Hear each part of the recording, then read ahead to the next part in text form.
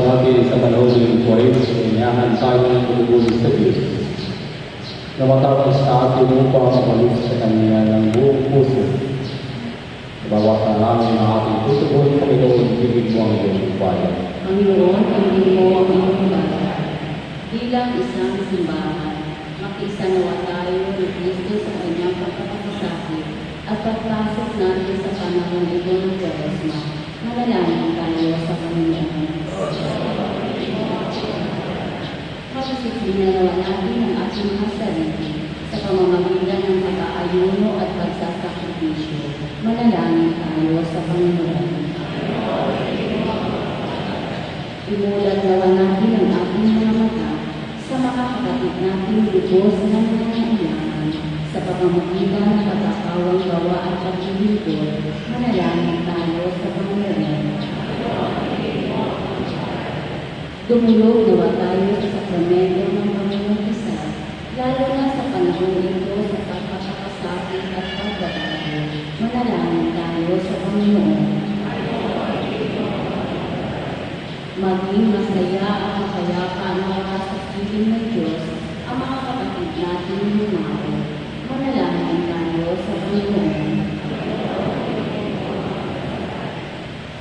O Diyos na mawawin Panginoon mo ang mga kalinga namin, nawa mga buong aming tinatanggap, ay ito na kami sa gisag ng aming pangatong tuparin ng iyong kalooban. Hindi namin ito sa mga ng Kristo, aming Panginoon. Amen.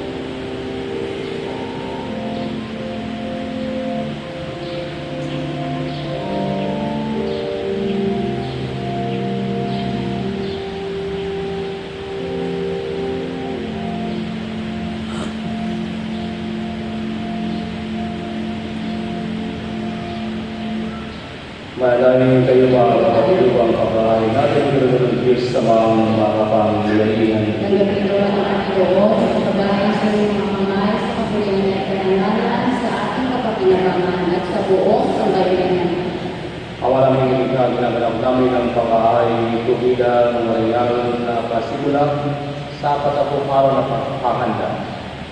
Ang aming gustang pag-iis sa pagkakalasabit na makapagpadali sa ilawas sa aming masamang hiling upang kami maging dapatin na pinabang sa iyong anak na para sa amin ang papasakit bilang aming nakapamagitan kasama ng Espiritu Santo pagpas sa walang hanggan. Amen. Sumainyo ang Panginoon. At sumayin rin. Taas sa Diyos ang iyong puso at dila. Pinaas na namin sa Panginoon. Pasalamatan natin ang Panginoon ating Diyos. Marapat na siya ay pasalamatan.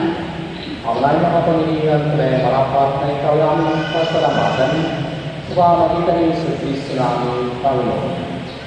Sa aming pusang pag-inis ng hirap, tutulungan mo aming may tampok ang pinamais ng pagsaluhat sa pananagutan iyong piniatas. Sa aming pagkakaroon sa anak mong kapal, nagpakasakit para sa tanan, ako'y sikap namin iyong kaelugan at ang pagpapakabuti namin iyong itinaray. Kaya kaysa naman sa ang papulis din na walang humpay sa kalangitan, kami namubuli sa iyong kadakilaan.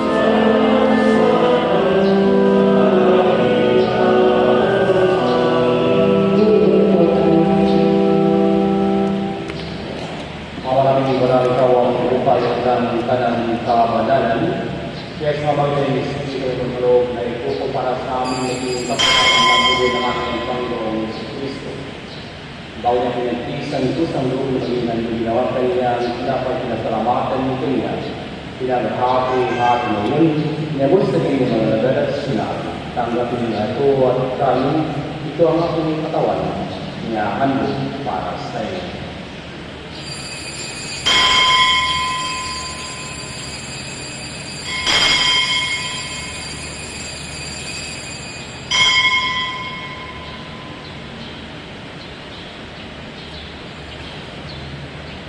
Kaya naman nung matapos ang apoy na ang kanyang kalis, muli kanyang pinasalamatan.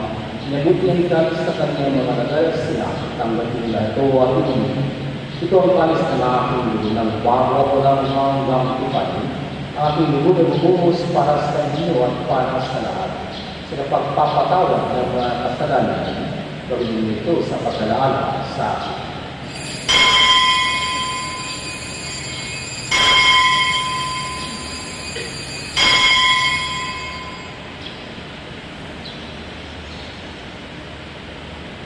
Ipagpunin natin ang istri ng pananampalataya.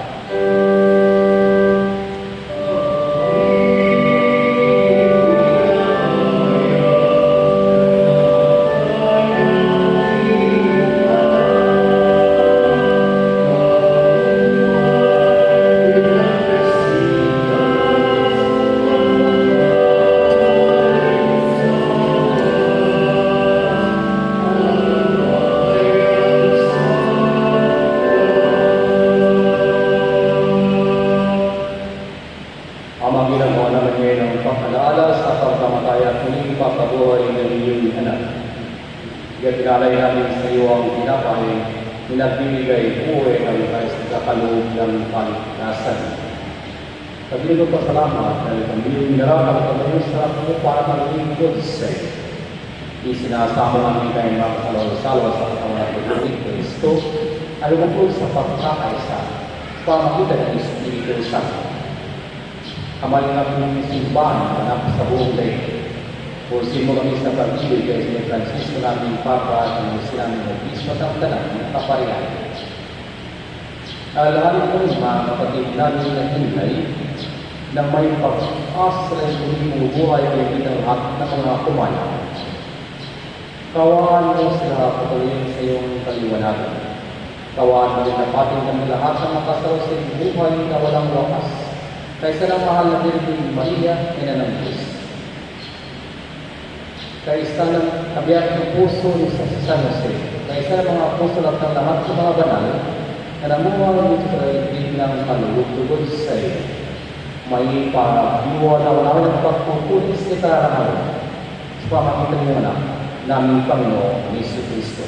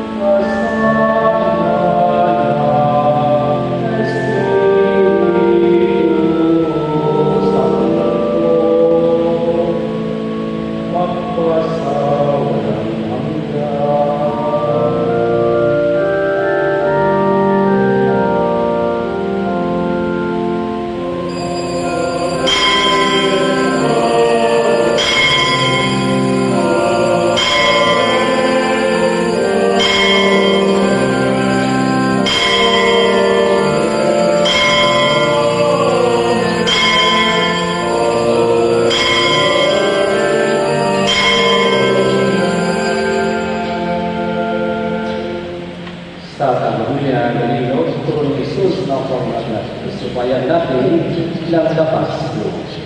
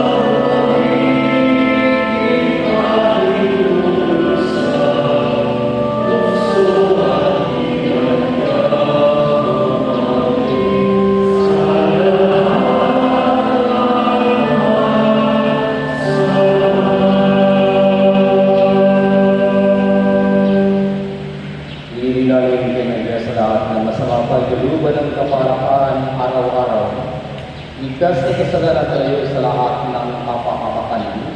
Samantalang aming pinatigan at bilang maraming pagpapayag ng kapangligtas namin si Jesus Cristo. Amen.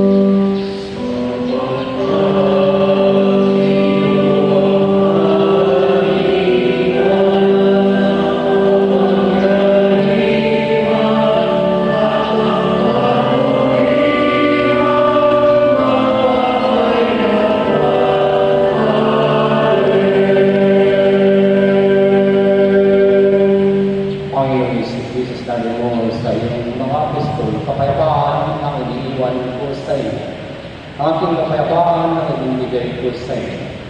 Tunyan mo ang pananampalataya at tuwan na pagkakasal. Pagkalooban mo kami ng kapayapaan at pagkakaisa ayon sa iyong kalooban.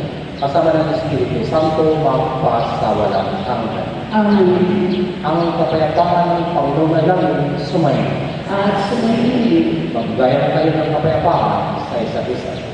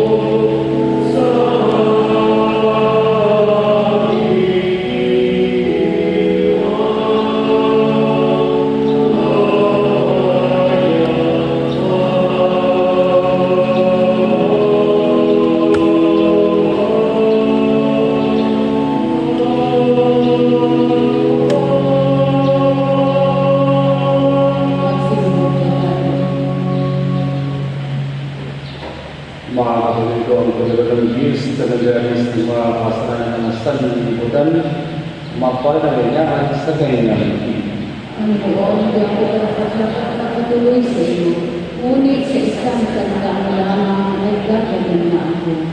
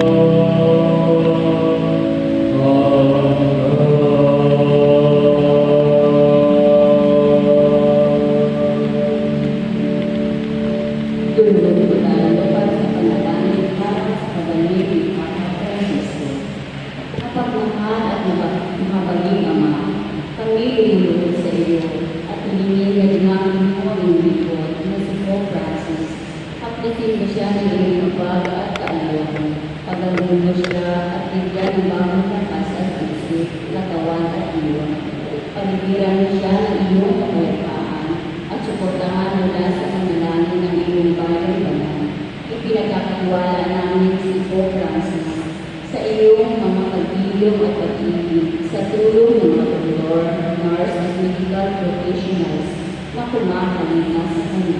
Hinihingin namin ito sa pamamagitan ni Kristo ang aming Panginoon. Maria ang magpagaling sa mga sakit.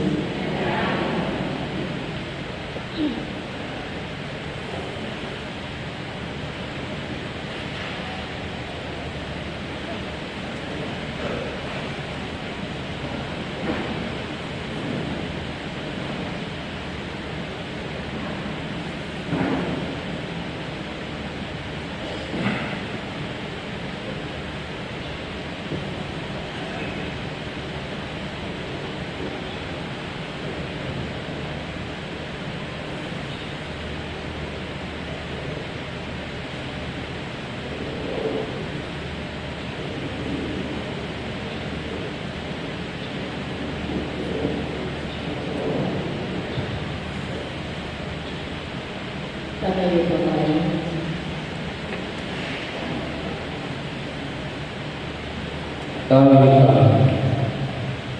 Ang pagpapaalam ng saluhan namin ay aming nawang pakinabangan sa pagkakamit na dulot na kagalingan na nagtumang po sa namin pinagtitilisan at iyong kinalulugan.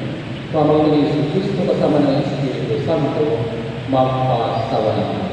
Amen. Bobo po tayo para sa iyang katalasan. Magkakaroon po tayo ng second collection bilang tulong sa pangangailangan ng PCRB na magbabantay sa kasagraduhan ng Halalan 2025. Salamat po sa inyong pakikibahagi. Sa darating na ika-29 ng Marso, araw ng Sabado, ang ating parokya ay dadalaw sa mga simbahan ng Diocese ng Lucena, Quezon para sa taunang Iseta Iglesia. Para sa mga detalye, maaari po tayo magtungo sa opisina ng ating parokya.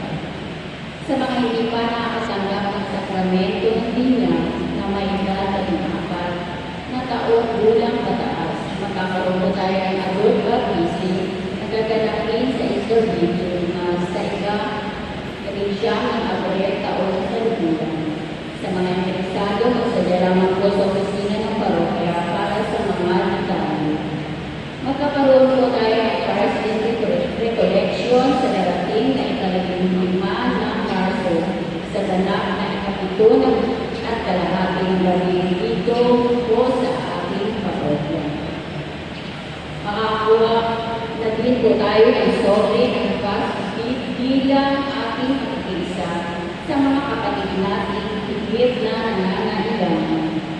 Para po sa mga gawain ngayong panahon ng Kwaresma, makikita po ito sa labas ng ating simbahan o sa Facebook page. Makisa po tayo.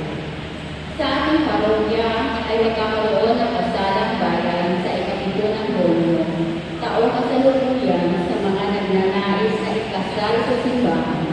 Mangyari po makipag-ugnayan sa opisina ng parokya para sa mga detalye kaugnay nito. Ipinapaalaala po sa ating lahat, higit lalo ngayong panahon ng Kwaresma, na iwasan po muna ang pagpalakpak pagkatapos ng bawat misa at mahigpit na iminom o hangin na magsuot ng anggok na kasuotan sa tuwing tayo ay dadalo ng Santa Misa. Sumunod po tayo. Maraming salamat po at magsitayo ng buong salamat.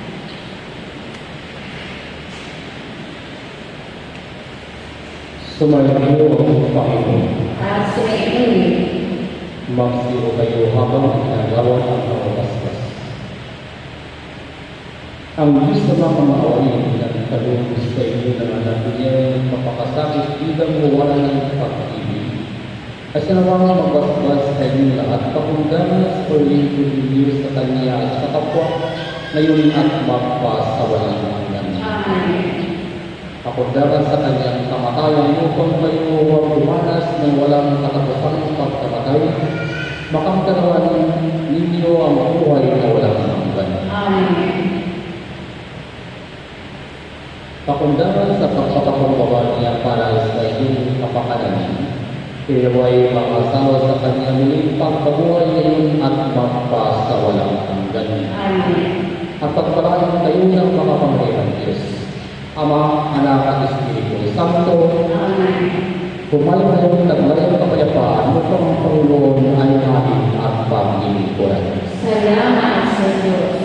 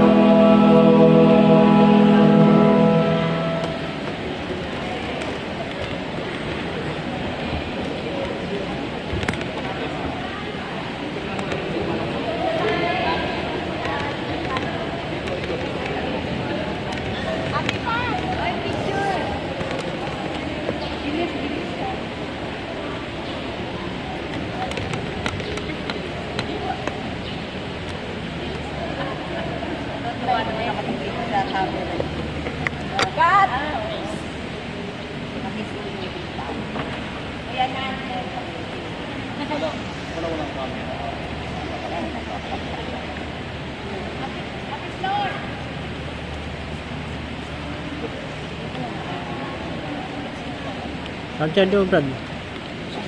Yan. Yan.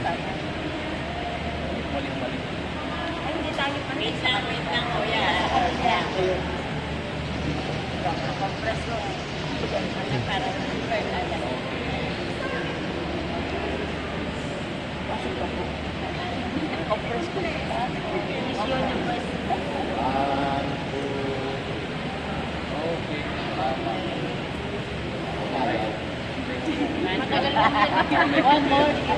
Tapos siyang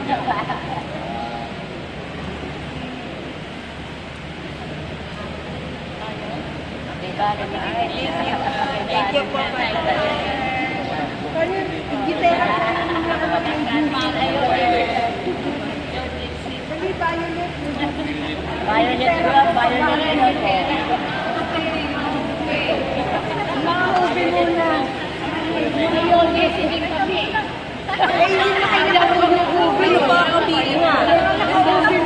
Uy, pabayaan natin kita ko ubi. Oo nga naman. Kami lang mga naka-ubi. Opo.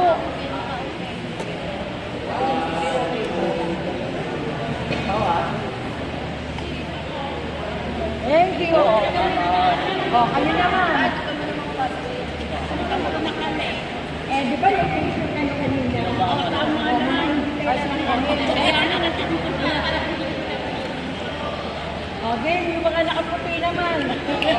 Okay, salamat. Yung mga nakaputi naman. Tara.